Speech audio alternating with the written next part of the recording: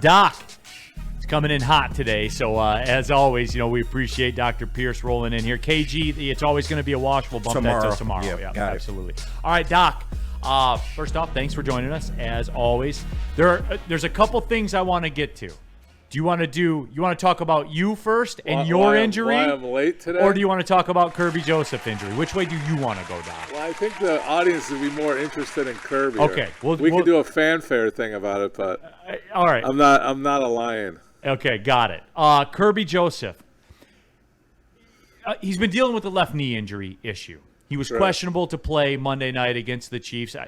We kind of kicked it about. We had our doubts about him playing in that game. He gets out there, looks to kind of re-aggravate that left knee injury in the second quarter. And it looked dire, like was getting helped off the field and all that stuff. But what, about 10 minutes later, Spenny? Yeah. He pops out of the tent, and he's running around. Makes an insane tackle. And, is jumped up celebrating stuff like that. You don't know. This is an unfair question. I always put a disclaimer out there. This is an unfair question I'm asking of the doc because you don't know what it is. I appreciate that. How do you get helped off the field and then 10 minutes later you come sprinting out of the tent and make a high-impact tackle in the game? So he's a character, right? Kerby Joseph. That's fair. He's a character. So I think a lot of times you become fearful because you already have an injury. Right in your brain, something happens. You're like, oh, S-H-I-T. It's going to – I made it worse. You've brought that up before, the mental component in the moment of the injury. Right. And he's got to be overly cautious. Can I put weight on it? Can I range of motion? Sometimes you get a little movement, and it's micrometers of movement. Again, remember the joint. They're in a groove, right? And if you're just slightly moved, he's like, oh, did I tear something? Did I do something terrible? So he's being extra cautious. He gets into that tent. It's like, okay, bring your knees to your chest. Can you do A, B, and C? We're going to check out your ligaments. Everything's good. There's a mental, does it slide back into joint? Is there some movement? That's most likely what happens. It's also the reassurance that, hey, I am moving everything. Hey, I am jumping up and down on it. Hey, now I'm going to get my mental game back and do this awesome tackle and finish the game. So did he have a tweak? Let's call it a medical tweak. Fear, all of a sudden shot to his brain. He's like, maybe I shouldn't have played. All that went into his head all in that 20 seconds. Maybe I shouldn't have played. I made it worse. What did I do? Oh, my God, I'm okay. I could, that's the best thing. No, I know, but he came sprinting out of that tent. A lot, as you would think in the chat, a lot of talk about the secret sauce. Does the secret sauce come into play? Secret sauce, I will admit, in those moments, probably not. You're going to put the trainer going to put some typical stuff on there, some healing creams that are not necessarily in the secret sauce category but that level. Secret sauce adjacent? It's like the step above. Let's call it step 1 and 2. We're at step 3 and 4 out of a 4-step system. Is there a shot? There's something like a Toradol shot or something There's like that. There's a Toradol shot that he could have been given, but in that short period of time, they wouldn't do it in the tent. They probably would have had to take him back. Yeah, because he went in the locker room. Yeah. So that's why I was that stuff can be done in the locker room. The tent is like purity of concussion, evaluation, independent evaluation, things like that. What about going forward? And again, unfair question to you. You're not the treating doctor. You were not in the tent. You were not back in the locker room or any of that. Is this something? It's just, Doc, I lean with you. And again, I didn't go to medical school. I am not a doctor. You're close. No, but I put a lot of validity in what you say because it makes sense, right? To where you get hurt, you think it's something, it turns out to not be something that is mentally freeing. So I guess we would go back to, if it was a situation out of joint or however you described it before, is that something that would tend to be nagging as the season goes on? Is that something where time off? Yeah. Is that something you deal with the rest of the season? What is it? I mean, we got to give up on the idea that these guys are healthy in between the Sundays. These guys are accumulating injuries all season long. It's very rare that they're okay. So we already know he's got something going on with his left leg. If we really probably break him down and run him and do the micromanagement of it, you're going to see differences in his firing patterns and his muscle, the way it's interacting. and he's probably a little bit of a half a step or a millimeter step slower on that side because he's guarding it. And if you start looking at him and breaking him down that way, yeah. But again, is a Kerby Joseph at 90, 85% better than what we currently have? He's got a lot of mental toughness. He's got a lot of football smarts. He makes up on that. He's maturing this year to play through injuries, which a lot of players do. Because, one, they don't want to lose. There's a lot on the line, and they want to play. At the end of the day, everybody on the line wants to play. On some teams, they may use this injury as an excuse to, I need a couple weeks off type of thing. But the Lions, and credit to Dan Campbell, these guys want to play for him. They want to be on that field. They're going to be banged up. I mean, I always pick on Mac, the grind line days. You think those guys were healthy between any game? Mac, were you ever what percentage are you midway through the season, D-Mac? Midway through the season, you're probably about 80. Yeah, you're always You know, there's always something. you're trying to be about 80, you know, like 80, 85. Like you want to get, if you can get into the playoffs around 80, 85%, That's then a win. maintain, then you can probably maintain up to like 60. Like it'll just deteriorate. It's like, so it all depends on what it is, but it's like that's a different mentality because our mentality was always, especially with Scotty, is do what you got to do to get prepared for the playoffs. Yeah, and I don't want to hear good, about it. But to Doc's point, right?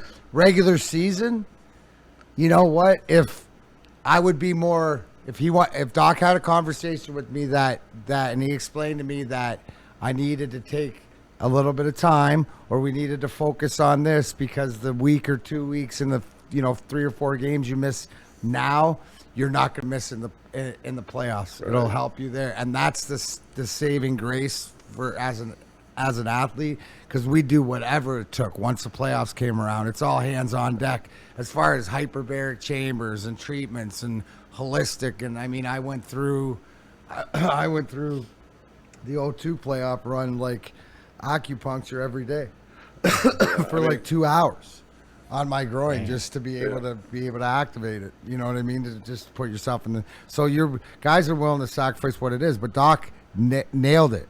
As far as, because you want to be one of those guys tugging that rope. You do not want to let your hands off it because of the fear of, can I get back in there? Even as important part, as it is, as you are, you want it in those wars. You want to be a part of that good, bad, right, wrong, or indifferent. Would you rather sit and have watched what happened or be a part of what happened on Sunday night? And then looking for the solution because you lived through it. Doc, I got a question for you here as we work down towards the end of the show. So you're the doc to the stars too. If there's an act in town, LCA, wherever, there's a good chance that you'll be involved. It's interesting. You're working at the Tate McRae concert tonight, right? That was last night was Tate McRae at LCA. Tonight is Adam Sandler. Correct. So age, right? Tate McRae, Adam Sandler. What do you mean? It's a comedian versus a young rocker. But performers, right? They're out there Absolutely. on the stage and stuff like that. How does that work? Very young, older. Like, what are some of the differences? I'm fascinated by this. For what reason? Tate McRae is amazing. I mean, she is a performer. She's she announced she's 22 years old. She started on YouTube, and her thing was every Friday she had a unique song. She has a ton of talent, ton of sex appeal, ton of stage presence, but don't forget she's got eight dancers with her. Right. We're more worried about the dancers. Their ages are from 20 to 35. We were able to help them out. Those are the kind of things we do also. So it's not just the main act, it's her support act too. She's a healthy 22-year-old. She's very flexible. So fortunately, she didn't have any issues. But, we do deal with a lot of things all the way. Like everybody's, it's just voice. Like when we're talking about, you watch her perform and sing, she's running, she's jumping, right. She's doing everything. She's an athlete out there. Like, Bobby with Kid Rock, I mean, he's racing around that stage. Right. I mean, he's running, he's jumping. You try, like I always say, try to go on the treadmill, run at 5 to 7 miles an hour, and basically try to talk, have a conversation. It's hard to do. So your level of activity, along with your muscles, your warm-ups, there's a whole different structure of muscles versus Adam Sandler tonight, who's, he's a character in himself. He wants to be swimming, playing basketball, telling jokes, and making fun of, daily living. Yeah. So it's a big difference, but it's, for me, I've been doing it since 2000. I've been fortunate. I've been able to help a lot and take care of a lot and see a lot of things that Plus, I it's can't pretty really cool. talk about. It is pretty cool. My assistant Amy here got to go last night to kind of help out, and she, it's a first time, and it's like it was exciting. And for me, it was big because I got to bring my daughter's old enough now, and she's a medical assistant, so we needed extra help. So it was fun for me because the generation's coming. I'm old enough that my daughter's going to pick up the slack. Yeah, well, Doc, hopefully when I'm around. Doc, we appreciate you. We got to talk about pulling up. my injury. Real quick. No. Can we do it next week? Because I do want to. No, I'm going to be healed by next week. You're going to be healed. Well, can we revisit it? Yeah, we'll revisit. Okay. But basically, I'm going to be very cautious. I'm on it right away. I know what happened. I hyperextended my elbow by trying to pull on something that I knew better, and I made a stupid move. And Even the doc. I'm going to pay for it for the next couple of weeks. Even the doc did it. So you see me playing with my arm the whole time here. You're keeping an eye on me. But it's because I'm working that muscle. It's just flaring up on me right now. Okay, because I do have some questions, but we'll get to that next week. Doc, appreciate you pulling. All right, guys. Real quick in the super chat, Michigan 0626. I'm okay with losing Scooble for nothing as long as we go all in for a year. Overpay on one-year contracts for the best free agents. We need high average hitters. Well, Michigan, if they're going to go all in, then just sign Scooble. There you go. I mean, he's phenomenal. Right? Like, that's it. That's going to come into play, by the way. The What? Scooble, we're going to do this in the future, the whole Scooble long-term extension. I think I don't think it's something to worry about for a contract. I think this guy's going to do what he needs to do, stay in shape. The guy's committed to stay on top, highly competitive. He wants to be there. He needs a support team around him. So that's the best. And that takes pressure off of him, right? It's him staying healthy, but having a good support staff so he doesn't feel like he's carrying the whole team on his shoulders. Even though he is. Even though he has been.